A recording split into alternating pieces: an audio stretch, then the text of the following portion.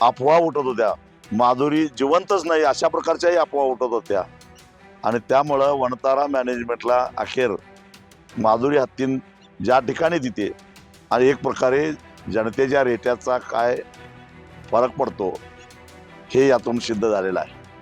माधुरी हत्तीन परत येणार आहे ते सर्वसामान्य जनतेच्या रेट्यामुळं. कोण किती मोठा असला काही असलं तरी जेव्हा जनता ठरवते त्यावेळी न्याय व्यवस्थेला सुद्धा जनतेसमोर झुकावं लागतं.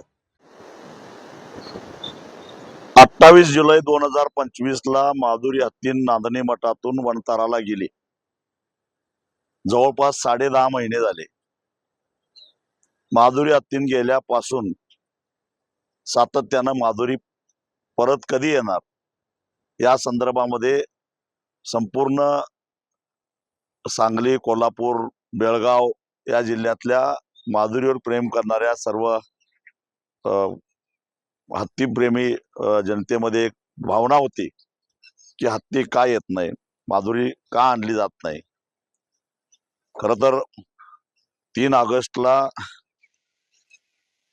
नांदणी मठ ते कोल्हापूर आज 45 किलोमीटरचा जो लॉंग मार्च निघाला आणि त्यावेळी सर्वधर्मीय सर्वपक्षीय जनतेनं जो काही प्रक्षोभ व्यवस्थेविरोधातला, कोर्टाच्या न्यायव्यवस्थेच्या विरोधातला आणि एकूणच शासनाच्या कार्यपद्धतीबद्दलचा, वनताराच्या कार्यपद्धतीच्या बद्दलचा प्रक्षोभ दाखवला होता, त्याची दखल सुप्रीम कोर्टाला सुद्धा घ्यावी लागली आणि सुप्रीम कोर्टानं आपलाच दिलेला निर्णय बदलून काही जुजबी सुधारणा करून माधुरी हत्तीला परत नांदणी मठामध्ये देण्याचा आदेश द्यावा लागला.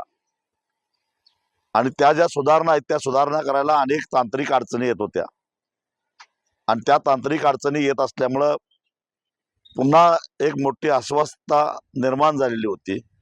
अफवा उठत होत्या, माधुरी जिवंतच नाही अशा प्रकारच्याही अफवा उठत होत्या आणि त्यामुळं वनतारा मॅनेजमेंटला अखेर माधुरी हत्तीन ज्या ठिकाणी तिथे गेली 40 वर्षे ती सुस्थितीत होतीच, परंतु तिला न्यायचंच म्हणून कटकारस्थान करून जे पुरावे तयार केले होते की ती इथं सुरक्षित नाही,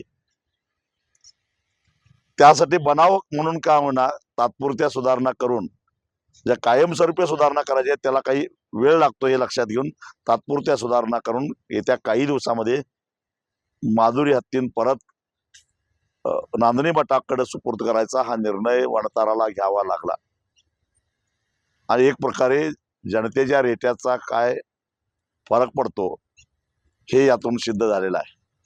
माधुरी हत्तीन परत येणार आहे ते सर्वसामान्य जनतेच्या रेट्यामुळं. कोण किती मोठा असला काही असलं तरी जेव्हा जनता ठरवते त्यावेळी न्याय व्यवस्थेला सुद्धा जनतेसमोर झुकावं लागतं. याचं उत्तम उदाहरण म्हणजे आमची माधुरी हत्तीन. लहान बाळापासून ते वृद्धापर्यंत सगळ्यांच्या गळ्यातली ताईत असणारी माधुरी 11 महिन्याच्या प्रतीक्षेनंतर काय होणार पुन्हा नांदणीमध्ये येणार आहे याचा निश्चितच आम्हाला आनंद आहे. ती जर आली नसती तर 28 जुलैला येत्या पुन्हा एक मोठा लॉंग मार्च काढायचा निर्णय आम्ही घेतलेला होता. मला असं वाटतं की तो लॉंग मार्च आम्हाला काढावा लागू नये आणि काढायला लागलाच तर गेल्या वर्षाच्या दुप्पट जनता रस्त्यावर उतरलेली असेल.